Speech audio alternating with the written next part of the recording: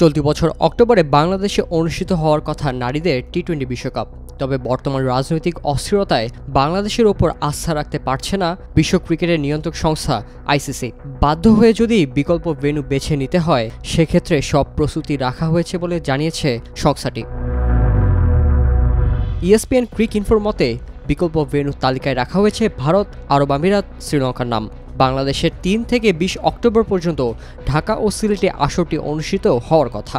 তবে 10 দলের অংশগ্রহণে এই আসরের 2 মাস আগে বাংলাদেশে এমন অবস্থা তৈরি হওয়ায় বিকল্প ভেন্যু নিয়ে ভাবতেই হচ্ছে আইসিসিকে।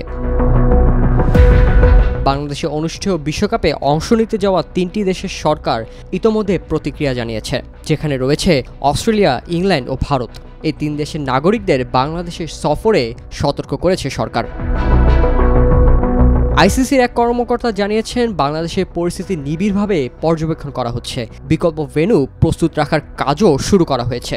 আইসিসি কর্মকর্তারা বলেছেন, বিসিবির সাথে তাদের নিরাপত্তা সংস্থা এবং আমাদের নিজস্ব নিরাপত্তা পরামর্শকদের সঙ্গে নিয়ে বাংলাদেশের পরিস্থিতি ভালোভাবে পর্যবেক্ষণ করছে আইসিসি।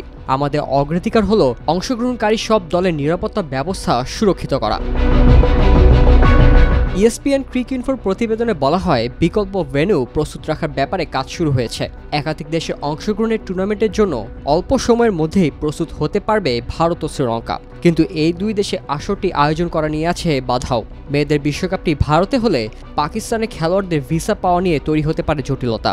আর অক্টোবরে শ্রীলঙ্কাতে প্রচুর বৃষ্টি হয় বলে ম্যাচ পরিত্যক্ত হওয়ার শঙ্কা বেশি।